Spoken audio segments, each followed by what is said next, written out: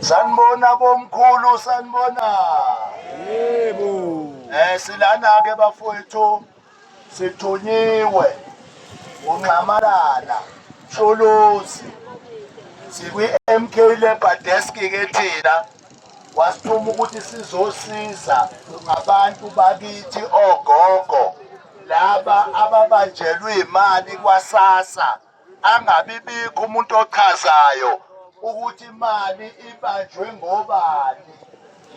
Istory esikhona sithi ufika ingane zithi ngizothola ivoucher, ufika ingane zithi nizothenga mahhala eitolo, ufika ingane zisho yonke into khona ugogo othi kwafika ingane yafika yababhalisa nengane yakhe ekhubazekile uthe mayiqala bathi bazothola u-1000 rand.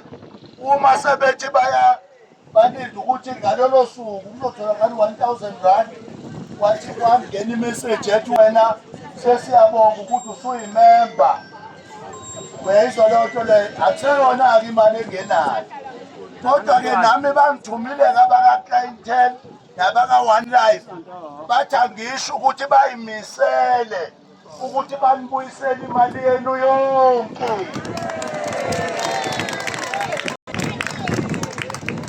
Uthe uClientele no-One Life abazona igebengu, abantu okuyibona abaletha iy'ngane ukuthi zizonijoyinisa i-insurance engekho emthethweni yilaba abangamabroker lapha phansi.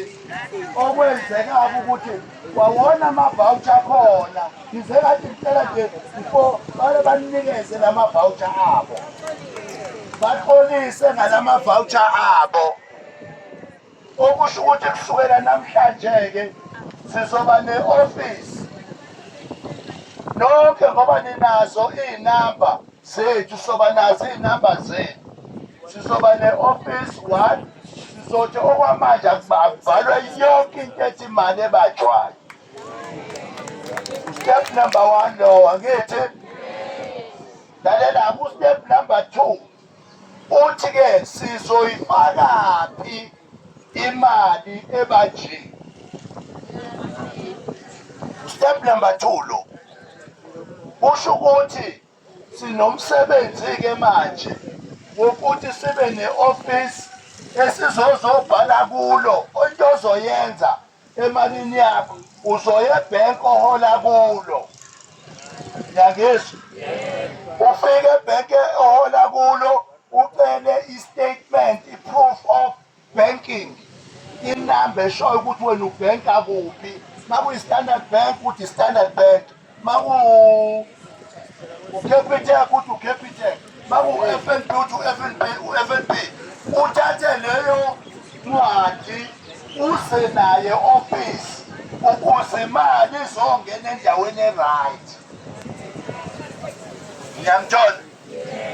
Usho ukuthi niza nani proof of statement sasebhenki esinegama lakho, esine-akhawunti yakho, bese-ke bona bakulungisela imali yakho. Uma ngabe ika-3 months, ika-4 months, ika-5 months, bazobe sebeyifaka-ke endaweni enjani. Bese kuba khona ifomu-ke elizoba khona elishoyo ukuthi wena usuwenze njani, usuya-resigna, awusafuni ukuqhubeka. Ngiyangizwa ngithi uma ngabe uresigna-ke wena ungasafuni ukuqhubeka, izobe isimaka imali yakho ngoba akekho nami ngeke ngikwazi ukufaka i-signature ethi akumi imali yakho yokuthi didaswe. Ibona ekufanele-ke beze kulelo office esizolisho-ke la uma sesinifonela nigada ama-message enu. Nezwa? Sizonitshela ukuthi i-office izoba kuphi, kodwa-ke cishe lizoba khona la eduze kwelomkhonto i-office.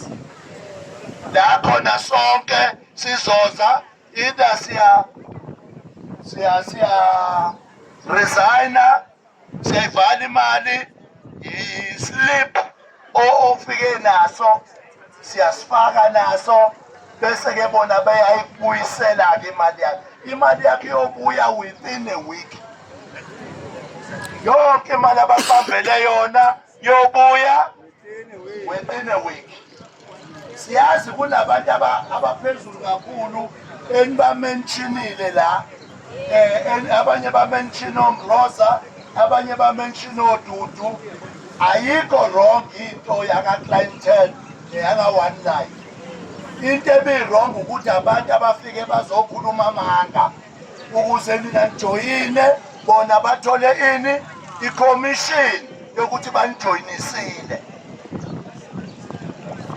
Siredi ukuthi silungise lowo monakalo wonke, nemali yenu futhi ibuyele kini, yonke imali ebanjiwe. Unfortunately khona abantu sebeshone bebanjelwe imali. Laba abantu abashone bebanjelwe imali sizocela nabo beze ngaphambili. Kathi sizokwazi ukuthi baclaimeke ngoba ikhona imali iyaclaimeka imali. Kwa One Life iyaclaimeka imali kuphi? Kwa clientele. Lezi ezinye igebengu beyisabaleka-ke igebengu. Bathi laba sibatholile, bathi bafuna ukuthi benze kahle kogogo, abafuni ukurogogogo, bafuna ukuthi ogogo bathole imali yabo iphelele. Nalaba abaphila nokukhubazeka kufanele bayithole imali yabo. Nomkhulu kufanele bayithole imali yabo.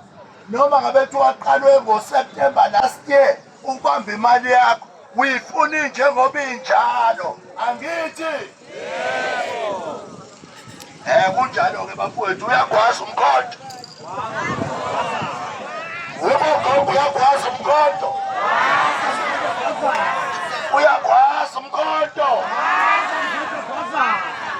Lalelani-ke nayo into engifuna ukuyisho nabamakhamera bangibone, abangibuke nabamakhamera. Ayikho into bogogo esiyothi kokheni. Ake ngiphinde lokho bogogo ngoba khona abantu abathi sesiqola ogogo. Khona abantu abathi sesiqola omkhulu nabantu abaphila nokukhubazeka. Ngeke kuqomisiswe, kuqolwa abantu abadala. Nathi sibuye futhi sizoqola abantu abadala. Uma ngabe kukhona umuntu oqoliwe yithi, hambani niyekhanda nitshele umsholozi. Nithi msholozi laba abantu abathumele sebeqalile benze njani? Bayasiqola. Ngiyakuzwa ngithi? Njengoba sisuka la siye eGoli kusasa ekuseni, ngoLwesibili sobe sisezani kwaZini, saseGoli eGandhi Square ngo-9 ekuseni. Nazo futhi sobe ihlezi njengani nje, nazo siyilekelela njengani nje. Kusho ukuthi yonke into eyenzakele izolunga. Nina nizokwenza njani? Ukubonga nje uNgcobo. Nizokwenza njani? Anganizwa-ke masesiyala. Ngithi mina njengogogo bonke eSouth Africa, kuze kwasukuma thina njengomkhonto sayogwaza maqeda iy'mali zizobuya. Yebo. Ngithi mina sifuni ngisho i-cent lenu. Yini esifunayo?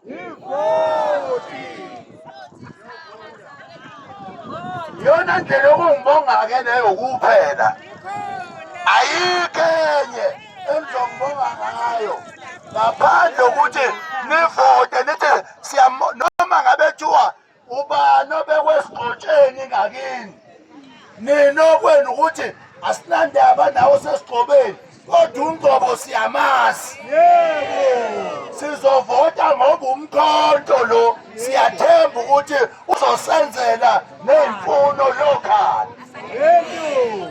Ilokho nje bafowethu esizenzele la, akho umuntu make weza umuntu ethi khokha isenti uhayisa ume ngey'nyawo othi usebenza nongqobo nje othi ufuna imali uvele uhayisa ungimemeze. Thathani nayo inamba yami-ke, thathani nayo inamba yami 061 Isakhiphe emayikhwameni. 061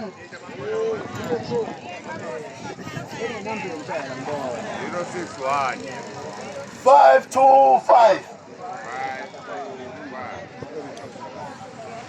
phinde futhi 525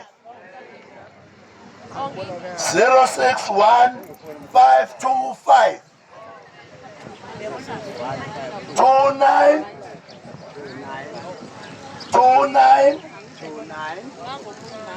49 sayiphelele. Ngibhale ukuthi uMapoloba ngangithatha. 061 525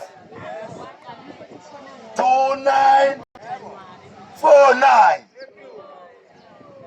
Sizonifonela ke sinasise nibuye ke nilethe wonke ama-proof asebhenki ukuze kungafakwa imali yenu ebantwini abarong.